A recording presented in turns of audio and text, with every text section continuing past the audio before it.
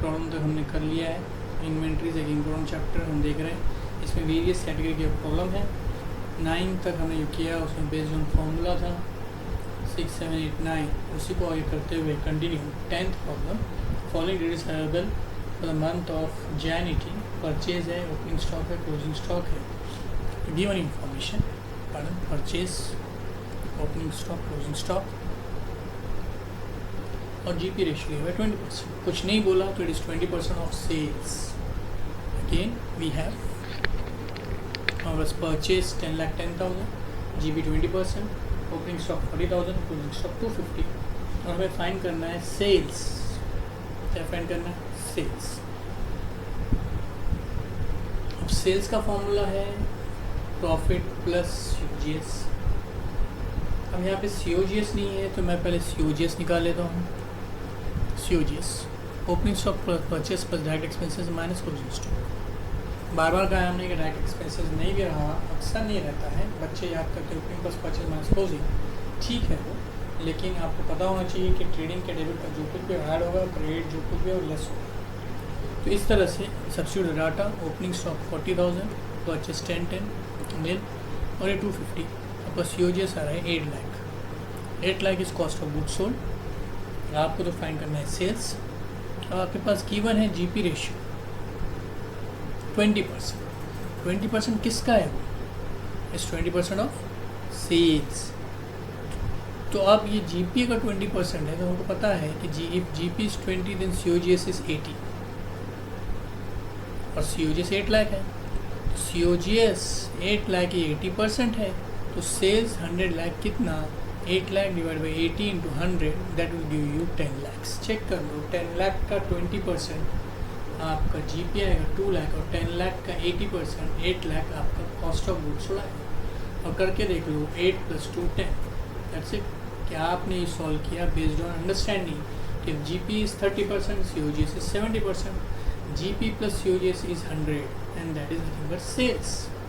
इसी को हम दूसरे मेथड से भी कर सकते हैं। मैंने लिखा मैंने अल्टरनेटिवली, पास बैचेस में स्टूडेंट्स को थोड़ा सा कन्फ्यूजन हुआ करता था यहाँ पे, तो हम दूसरी तरह से कर सकते हैं वही प्रॉब्लम, वही डाटा अल्टरनेटिवली। सब कुछ मैथमेटिकल फार्मूला बेस्ड है। ये आपके पास गिवन है परचेस, ओपनिंग, क्लोजिंग और जीपी। फिर से COGS निकाला मैंने, opening plus purchase plus direct minus closing. Opening 40, 10, 10 नील और ये क्लोजिंग 250, तो आपका COGS तो आ गया 8 लाख। अब आपके पास में जीपी रेशियो है 20% ऑन सेल्स, यानी कि 1/5 ऑफ सेल्स। 20% मतलब 1/5 ऑफ सेल्स, यानी कि 1/4 ऑफ इज 1/4 ऑफ कॉस्ट। ओहो, 1/5 of sales is 1/4 of cost. Just a minute, animation, custom animation 19 के बाद this should be 20th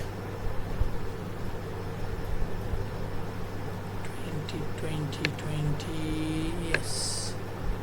slide show current.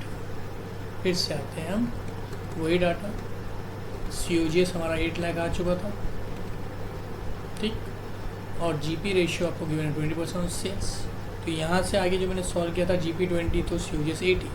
दूसरा जीपी 20 ऑन सेल्स है, कुछ नहीं बोला तो 20% ऑन सेल्स, तो यानी कि इट इज़ 1/5 ऑफ सेल। और उसी को कह सकते हैं 1/5 ऑन सेल्स, यानी कि 1/4 ऑन कॉस्ट। ये हम पढ़ चुके हैं। 1/3 ऑन सेल्स तो half on cost, 1/2 on sales तो 1 ऑन कॉस्ट, 1/4 ऑन सेल्स तो 1/3 ऑन कॉस्ट, 1/5 ऑन सेल्स तो 1/4 ऑन कॉस्ट। इस तरह से हम पहले भी देख चुके हैं रिलेशनशिप कि सेल से कॉस्ट पे आते वक्त डिनोमिनेटर में एक कम कर दो, कॉस्ट से सेल्स पे जाते वक्त डिनोमिनेटर में एक बढ़ा दो। तो यहाँ प्रॉफिट इज 1/5 ऑन सेल्स या 1/4 ऑन कॉस्ट। तो क्या कॉस्ट है 8 लाख, तो उसका 1/4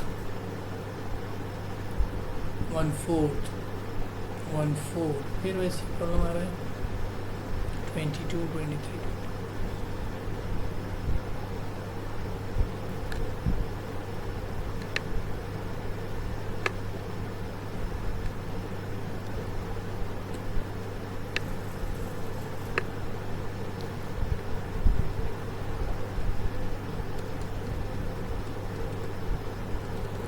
COGS 8 lakhs, GP is 20% on sales, 1/5 on sales तो 1/4 ऑन कॉस्ट। कॉस्ट है 8 लाख, उसका 1/4 8 लाख का वो आ जाता है आपका 2 लाख। तो अब आपको सेल्स चाहिए था, ये सब में जो हमको पूछा गया था वो था सेल्स और सेल्स का फॉर्मूला है आपके पास cost plus profit. Sales is equal to cost plus profit, cost 8 profit 2, तो that will give you 10 lakh. तो आपके पास में यहाँ पे हमने जो सॉल्व किया है प्रॉब्लम, यहाँ पे यही 10 प्रॉब्लम को जो बेस लिया वो है GP is 20% on sales, 1/5 on sales तो 1/4 ऑफ कॉस्ट। और यही 10th को मैंने पहले भी सॉल्व किया। तो यहाँ पे हमने जो बेस लिया वो था कि GP 20% है तो COGS 80% है। ये दिख रहा है, GP अगर 20% तो COGS 80%। तो ये आपके ऊपर है, आइदर और मैथमेटिकल है, आप ऐसे भी सॉल्व करे चलेगा, वैसे भी करे चलेगा, आंसर तो सेम आना है। नेक्स्ट 11th, उसी तरह से 11th प्रॉब्लम।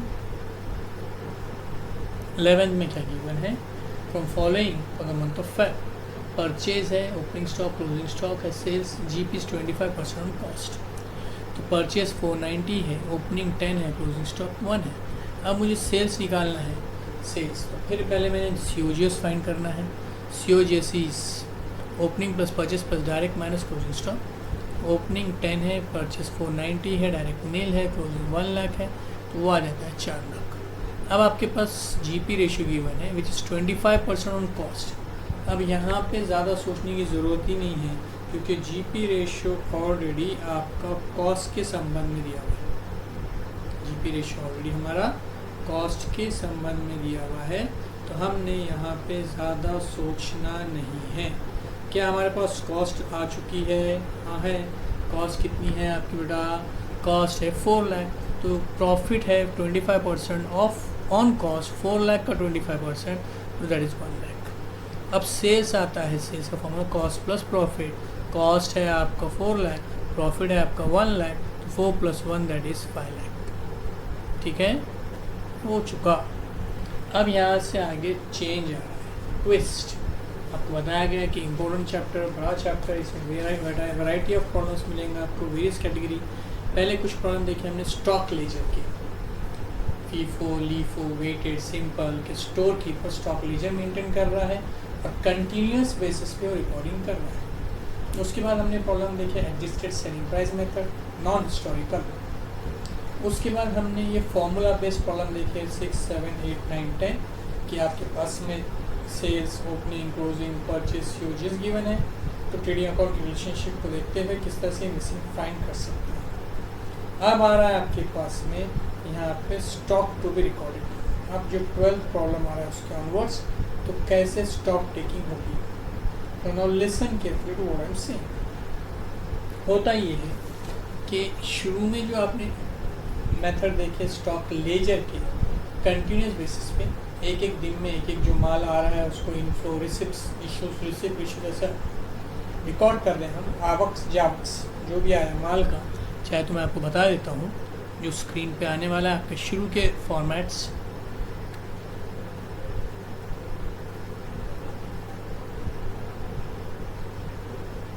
ये आप देखें कोई भी एक प्रॉब्लम, जैसे ये प्रॉब्लम, क्या आपके पास में डेली बेसिस पे स्टॉक की पोजीशन अवेलेबल है, चाहे फीफो हो, वेटेड हो, सिंपल हो। एक स्टोर कीपर रखा हुआ है, उसको स्टॉक लेजर दिया हुआ है, रजिस्टर दिया हुआ है, उसको सिखाया गया है इनफ्लो आउटफ्लो, और वो हर रोज़ कितना माल आ रहा है, कितना जा रहा है, उसको क्या रेट लग रहा है।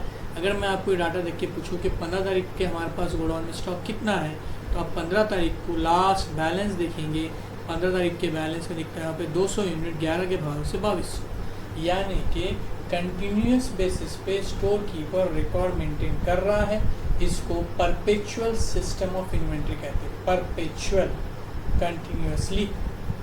इस मेथड में फ़ायदा ये है कि किसी भी दिन का स्टॉक पोजीशन अवेलेबल होता है without physical counting of stock. अगर मैंने स्टॉक कीपर को पूछा कि मेरे पास 23 तारीख को क्या पोजीशन थी, तो वो 23 तारीख का आखिरी जाएगा 100 यूनिट 13 के भाव से 1300। वो ही नहीं पहले बोलेगा कि ठहरो साहब 2 मिनट मैं आता हूँ, और जाके शटर खोल दिया, अंदर बैठ के गिनते बैठा कि आज 23 है तो आज कितना माल है क्या है। ऐसा नहीं है, क्योंकि उसके पास बुक दी हुई है जिसे स्टॉक लेजर, स्टोर्स लेजर कहते हैं, और वो लेजर में उस रजिस्टर में वो कंटिन्यूसली फ्लोस, इनफ्लो और आउटफ्लो स्टॉक, आवक्स और जावक्स को प्रॉपरली रिकॉर्ड कर रहा है। इसलिए वो किसी भी दिन की स्टॉक पोजीशन देने की एबिलिटी रखता है, वो कर पाएगा ये because of this method, and this is called as perpetual system of recording inventory.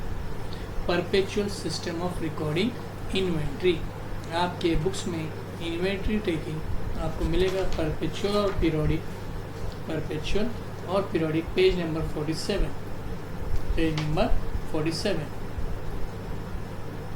ठीक, अब ये सिस्टम में होता ये है कि you need to have a store keeper, और उसको नॉलेज हो और उसको रिकॉर्डिंग हो, यानी कि थोड़ा सा कॉस्टली हो जाता है कि जहाँ पे आपने एक स्टोर कीपर रखा हुआ है और जो पूरी इंफॉर्मेशन दे रहा है। दूसरा तरीका ये है कि आपने इस तरह से डे टू डे बेसिस पे कोई रिकॉर्ड मेंटेन नहीं किया और आपको किसी भी दिन का स्टॉक पोजीशन चाहिए, तो आप ये कर सकते हैं कि उसे कहते हैं periodic stock taking. Periodic stock taking में ये होता है कि हम जाके फिजिकली माल काउंट करते हैं और कहते हैं कि गोडाउन में इतना माल है। फॉर एग्जांपल मैं कह रहा हूँ कि 30 जून को कितना माल है मुझे चाहिए, 30 जून, क्योंकि मैंने रजिस्टर मेंटेन नहीं किया हुआ है, तो मैं एम्प्लॉयज़ को भेजूँगा, वो शटर खोलेंगे और सुबह जाएंगे वो 30 जून के, दिन भर काउंट करके बाहर आकर बोलेंगे कि साहब 30 जून आज गोडाउन में 4,80,000 का माल है।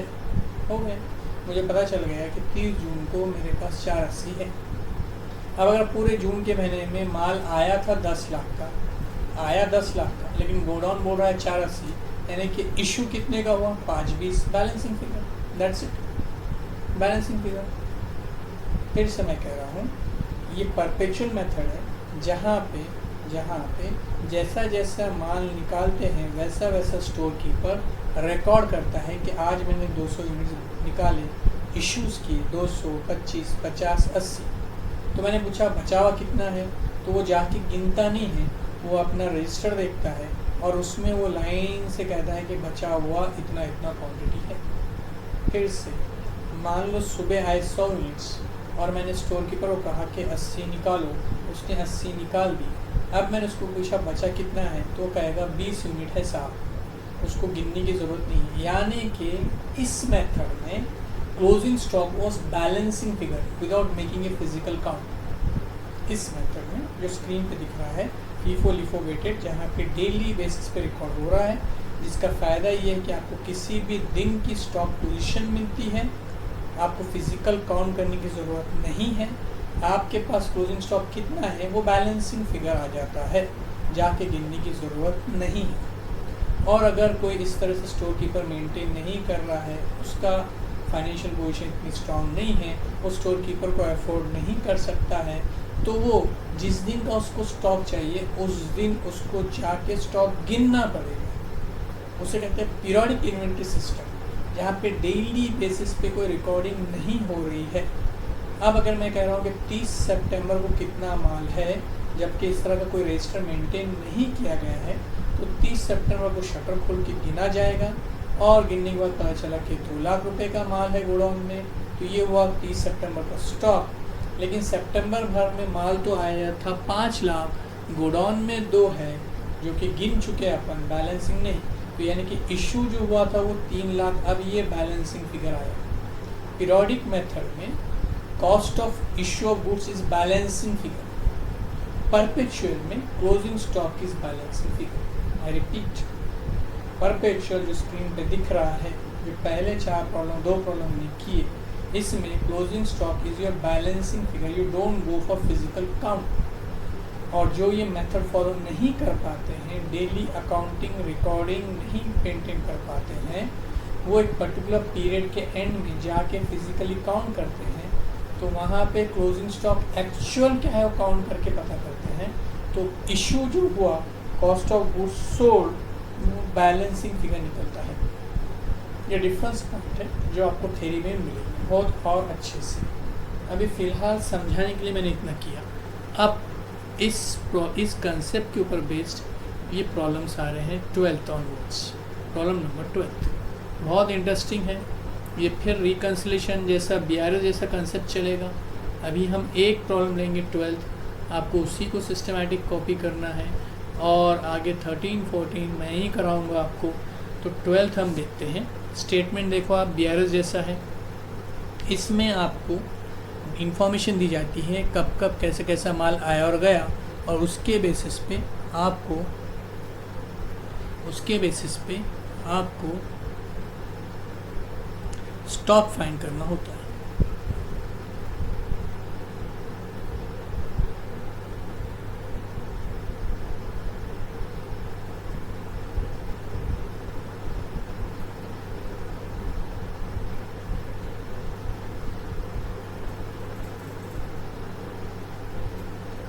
ठीक,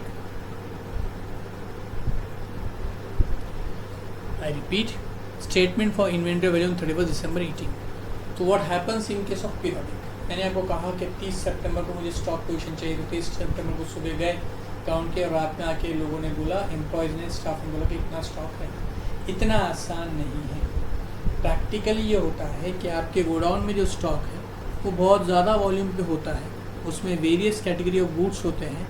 तो अगर आपको किसी एक दिन का बैलेंस चाहिए, जैसे यहाँ पे बताया गया फॉर एग्ज़ाम्पल 31 दिसंबर, तो मुझे अगर 31 दिसंबर ईयर एंड की स्टॉक पोजीशन चाहिए, तो मैं 31 दिसंबर को शाम में, दोपहर में, सुबह भेजूंगा और बोलूँगा गिन के बताओ गोडाउन में स्टॉक कितना है। तो एम्प्लॉयज़ जॉब छोड़ के चले जाएंगे, आप ही करो बोलेंगे, क्योंकि ये एक दिन का काम नहीं है।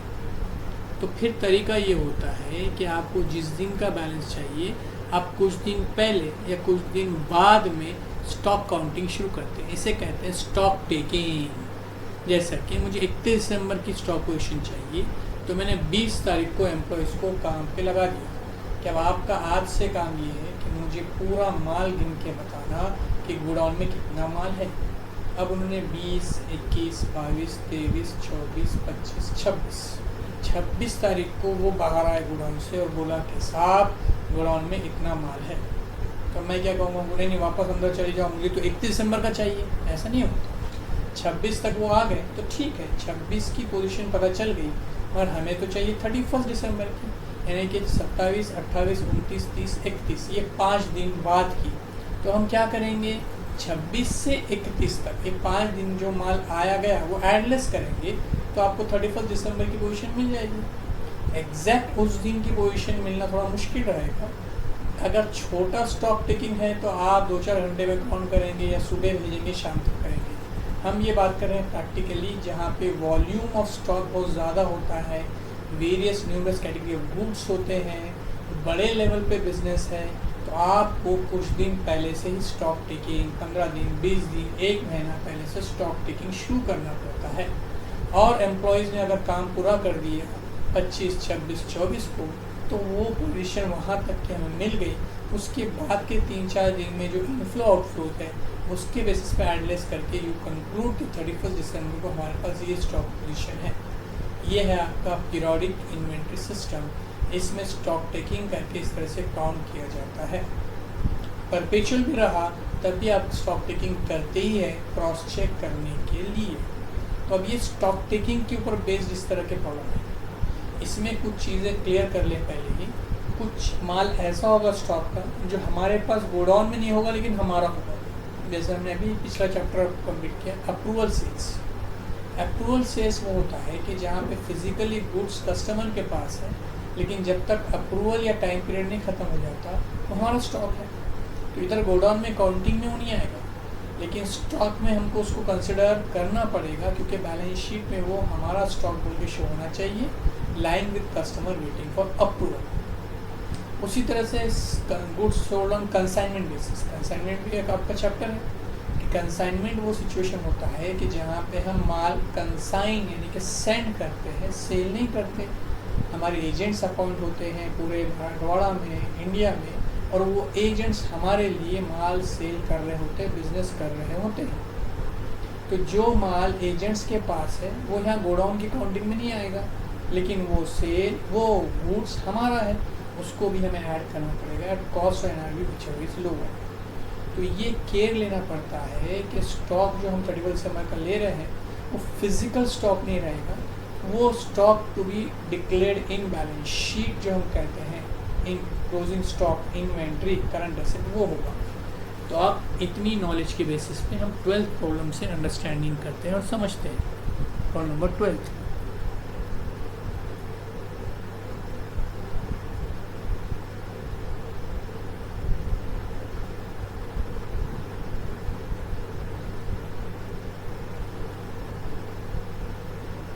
Let's begin with problem number 12। तो यहाँ पर आपके पास था फिजिकल स्टॉक ऑन 23 दिसंबर। 23 दिसंबर को गोडाउन में स्टॉक है 4,55,000, ठीक। और वो इन्फॉर्मेशन देकर आगे बोल रहा है determine the stock to be reported in balance sheet for year end. Balance sheet में कौन सा स्टॉक डिस्क्लोज रिपोर्ट करना चाहिए, तो वो होगा जो हमारा है, चाहे हमारे पास हो या मत हो। अब देखो 23 दिसंबर से 31 दिसंबर ये 7-8 दिनों में क्या क्या हुआ। ए, सेल्स फॉर द पीरियड, जब ये बोल रहा है ना for the period for the duration, तो ये इन 8 दिनों का है। सेल हुआ 50, जीपीए 20%, सेल्स रिटर्न 12, यानी कि इन 8 दिनों में 50,000 का सेल हुआ, 12,000 का रिटर्न हुआ। ऊपर है 23 दिसंबर, हमें स्टॉक चाहिए 31 दिसंबर। अब देखो माल सेल हुआ तो माल बढ़ गया होगा गोडाउन में से या कम हुआ होगा।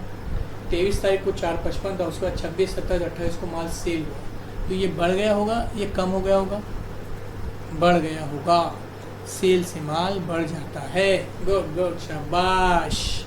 अच्छा, कम हो गया होगा, यानी कि 24, 25, 26 को जो माल सेल हुआ वो हमको इसमें से लेस करना है क्योंकि माल कम हुआ, गुड। लेकिन सेल नहीं लेस करते हैं, ये कॉस्ट ऑफ स्टॉक है, और हाँ कॉस्ट ऑफ सेल्स लेस करते हैं। तो पहले तो सेल वैल्यू कितनी है 50, लेकिन रिटर्न कितना आया 12, तो नेट सेल्स हुआ इन दिनों में 50 माइनस 12 दैट इज 38,000। अब ये नेट सेल्स 38 है, हमें सेल्स नहीं चाहिए, कॉस्ट ऑफ गुड्स सोल्ड चाहिए, तो जीपी इसमें से क्या कर देंगे less, sales minus GP is cost, तो 38 minus 20%, 30,400 is what, cost of goods sold between 23rd to 31st। फिर से हमारे पास 23 दिसंबर का फिजिकल स्टॉक है, हमें 31 दिसंबर का स्टॉक चाहिए। आगे आने वाले 8 दिनों में सेल परचेज जो हुआ उसके बेसिस पे एडजस्ट करेंगे। सेल से माल कम हुआ होगा तो सेल्स है, रिटर्न्स है, तो नेट सेल आपका 38,000 और इस पे जीपी रेशियो है 20%, तो हमें तो चाहिए कॉस्ट ऑफ गुड्स सोल्ड 30,400 का, हमने 25, 26, 27 को माल बेचा, उससे स्टॉक कम हो जाना चाहिए 31 को, तो ये हमने लेस किया। ऐसे ही दूसरा परचेज फॉर द पीरियड, यानी कि 24, 25, 26 को परचेज किया 80, लेकिन रिटर्न किया 20, तो नेट परचेज हमने किया हुआ है 80 या 20, 60,000। परचेज करने की वजह से 31 दिसंबर तक माल बढ़ गया होगा, तो इसको हम क्या करेंगे ऐड, शाबाश। तीसरा goods Saint on consignment during period 65,000। अब ध्यान दो इधर, कंसाइनमेंट पे हमने माल 65 का कब भेजा, ड्यूरिंग द पीरियड, मतलब 24, 25, 26 को। मेरा क्वेश्चन बहुत सिंपल है कि 25 तारीख को जो हमने 65,000 का माल कंसाइनमेंट पे भेजा, 25, 26, 30, 31 को, क्या वो 4,55 में है? 4,55 कब का स्टॉक है? 23 का, तो इसमें से ही हमने कंसाइनमेंट पे भेजा है 24 को, 25 को, 26 को, तो क्या वो 4,55 में माल है? नहीं, उसी में से भेजा हुआ है ना, 25 को, 26 को, गुड है। और कंसाइनमेंट पे जो माल भेजते हैं वो हमारा है, चाहे वो एजेंट के पास क्यों नहीं रहता है, जब तक कि वो सेल नहीं हो जाता है। तो जो माल कंसाइनमेंट पे गया वो हमारा है, वो 4,55 में है, देने के बराबर है। लेकिन आगे वो बोल रहा है कि इसमें से 30,000 इज विथ एजेंट। अगर एजेंट के पास 30,000 है, यानी कि एजेंट के पास 30,000 है, इसका मतलब 35,000 is cost of goods sold by agent. तो व्हाट इज 35,000? वो माल जो एजेंट ने बेच दिया। तो क्या ये 4,55 में है? हाँ है, लेकिन ये क्या हो चुका है? सेल हो चुका है, यानी कि हमें अब 31 दिसंबर को ये अपना बोल के नहीं शो करना है, तो लेस। फिर से बहुत ध्यान देने की बात है, ये लेवल आगे बहुत बढ़ने वाला है। वो कह रहा है goods Saint on consignment during period, यानी कि ये 24, 25, 26 को कंसाइनमेंट पे माल भेजा गया था 65,000। तो पहले समझो कि क्या ये माल उस 4,55 के अंदर है? हाँ है, क्योंकि ये उसके बाद 24, 25, 26 को भेजा गया। तो तो इसका मतलब ये कंसाइनमेंट पे माल है और हमें ये अपना बोल के चाहिए, क्योंकि कंसाइनमेंट पे माल हमारा स्टॉक रहता है, उसमें है बराबर है। लेकिन आगे वो कह रहा है कि एजेंट के पास में 30,000 ही रखा हुआ है। तो अगर एजेंट के पास 30,000 है तो इसका मतलब 35,000 क्या हुआ, सोल्ड बाय एजेंट। ओ ये सेल हो चुका है इन 8 दिनों में। इसका मतलब 455 में ये 35 है, लेकिन सेल हो चुका है, हमें नहीं चाहिए तो लेस किया। उसी तरह से आगे है गुड्स सेंट ऑन कंसाइनमेंट अक्टूबर 18। अभी अक्टूबर 18 मतलब 23 दिसंबर के बाद ड्यूरिंग पीरियड है या पहले का है, पहले का। तो अब मुझे बताइए ये जो अक्टूबर 18 को माल 40 भेजा गया था, ये 40,000 इस 455 में है क्या, नहीं रहेगा, क्योंकि अक्टूबर में ये एजेंट के पास चला गया था हमारे। तो 23 दिसंबर की गिनती में, अक्टूबर नवंबर दिसंबर की गिनती में ये माल नहीं आया होगा, यानी कि अक्टूबर का ये 40,000 का माल हमारे इस पोजीशन में 455 में नहीं है। मगर वो हमारे एजेंट के पास है। एजेंट के पास कितना है, 8,000। तो अब मुझे बताइए हमको इस 455 में ये 40 है क्या, नहीं है। उसमें से अभी भी 8,000 एजेंट के पास है, तो 455 में जब 40 नहीं है तो 8 भी उसी में का उसमें नहीं होगा। लेकिन हमें ये चाहिए क्योंकि बाकी का 32 उसने सेल कर दिया, 8,000 एजेंट के पास है लेकिन वो माल हमारा है, तो हमें चाहिए तो क्या करेंगे, ऐड। देख लो फ़र्क कि थर्ड इंफॉर्मेशन में कंसाइनमेंट सेल ड्यूरिंग पीरियड है 24, 25, 26, 27, 28, 29 ये तारीख को, तो मैंने कैसा ट्रीट किया। और ये जो फोर्थ इंफॉर्मेशन है इसमें कंसाइनमेंट सेल अक्टूबर में हुआ है, यानी कि हमारी डेट से पहले। तो मैंने कहा कि 455 में माल है नहीं है, मगर हमें हमारा चाहिए 31 दिसंबर तक जितना है, तो 8 है, तो हमने हमारा बुकिंग ले लिया। लास्ट है अप्रूवल सेल्स ड्यूरिंग पीरियड। फिर से अप्रूवल सेल हुआ है 24, 25, 26 को। जब 24, 25, 26 को अप्रूवल सेल हुआ होगा तो यानी कि 455 में से गया होगा और वो अपना ही है 15,000 का, जिसका कोई अप्रूवल नहीं आया, यानी कि ये माल अपना ही है, इस 455 में ये माल है। अप्रूवल से during the period 15,000 on which no approval received till year end. इसका मतलब ये कोई एक्सेप्ट यहाँ तक नहीं हुआ तो कुछ भी नहीं करेंगे। अगर एक्सेप्ट हो जाता तो उतना इसमें से मैं लेस कर देता। फिर से कह रहा हूँ मैं, अप्रूवल पे गया हुआ है ड्यूरिंग द पीरियड यानी कि 24, 25, 26, 27 को, यानी कि 23 दिसंबर के 455 में माल है, वो हमारा ही है, होना ही चाहिए, जबकि फिजिकली उधर होगा आज 31 को, लेकिन क्योंकि अभी तक एक्सेप्टेंस नहीं आया तो हमारा माल बोल के ट्रीट होना चाहिए, तो उसको ऐड करने की ज़रूरत नहीं, क्योंकि ऑलरेडी वो 455 में से है। हाँ, अगर अप्रूव हो जाता तो मैं यहाँ से उसको लेस कर देता। 457,600 stock to be recorded in balance sheet. Balance sheet पे स्टॉक रिपोर्ट होगा और ये आपके नोट्स आ रहे हैं। इसी को 2 बार सॉल्व करना है, आगे के प्रॉब्लम नहीं करना है। इसी को इस 13, 14 में ही सॉल्व करूँगा तो आपकी अंडरस्टैंडिंग और क्लियर होगी। Thank you.